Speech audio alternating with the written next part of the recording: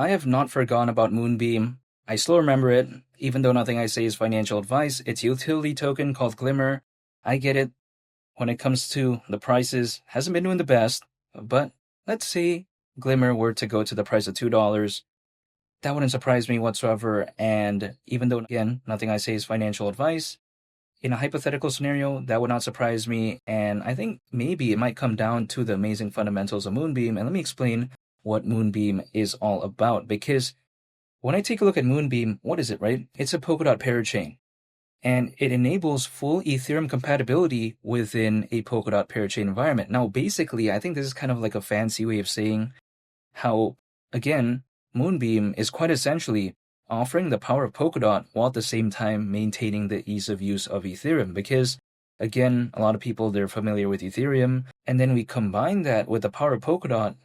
I think that's a little bit special, actually, because let's think about this. When it comes to Polkadot, what is it focused on? Because some people out there, they may think, okay, yeah, we get Ethereum, very popular layer 1 blockchain, but what's Polkadot? Now, in case someone may not be too aware of what Polkadot is, I'm going to explain it real quick.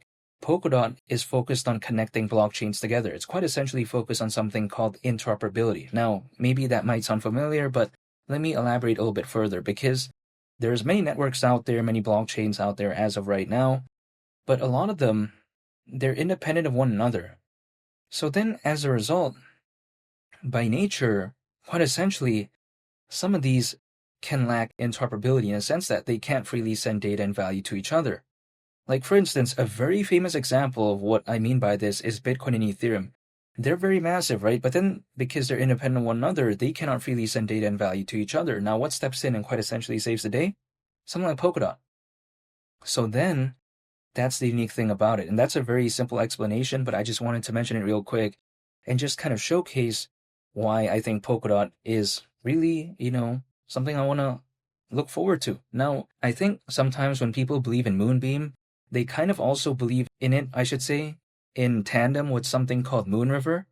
Now, Moonriver, let me explain that real quick as well, because if we take a look at Polkadot, it has a canary network called Kusama. And again, this is all going to make sense later, but let me explain real quick, because Kusama is quite essentially a support system, in my opinion, for Polkadot in a sense, because usually projects that wish to launch on Polkadot, again, usually some of them do gravitate towards Kusama first, in a sense that they test out the project, and maybe if they want to continue on further, sometimes they do take it and move on later to Polkadot.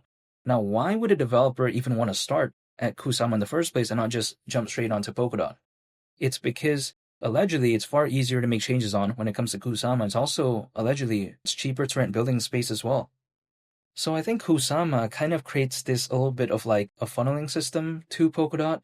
But then the thing is, again, if we take a look at Moonbeam and kind of the aspects that it has with Polkadot, Moonriver, on the other hand, is on Kusama, and it's a canary network to Moonbeam. So again, I think you get the relation here, right? The way that Kusama kind of acts to Polkadot, in a sense, is kind of like how Moonriver acts towards, Moonbeam.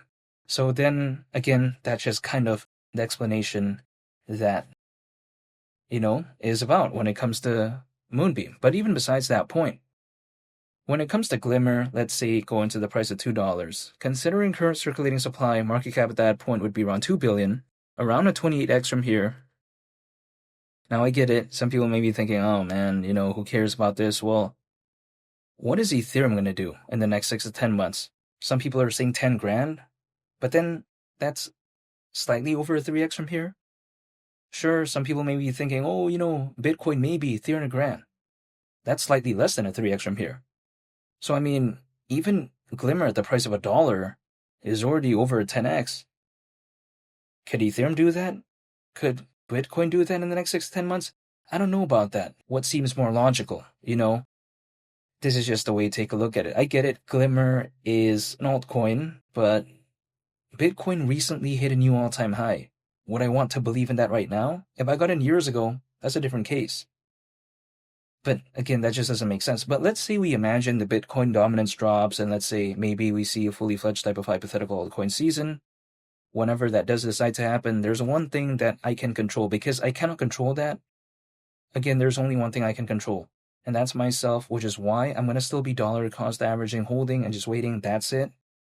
Now, sure, I can take a look back in the past and see how usually altcoins peak as a worst case scenario around 18 months after a Bitcoin halving event, which would mean actually around October this year based on the last one that happened in April of last year.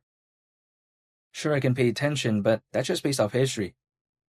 The market's going to do what it's going to do. I cannot control that. So whenever it happens, let's say near the end of this year, or maybe even early next year, whatever the case may be, I just want to be holding and just waiting. That's it. Because in the event where maybe Glimmer does do well, I don't want to kind of quite essentially not be a part of it maybe, which is why I'm still holding and just waiting. That's it. But again, I haven't forgotten about Moonbeam. Some people like to say, oh, did you forget about Moonbeam? No, I didn't. But again, I'm still a fan of Moonbeam. Feel free to subscribe if you enjoyed this video. I'd greatly appreciate it. It's been Lee the Captain. I'll catch y'all on the next one. I'm out. Peace. Bye.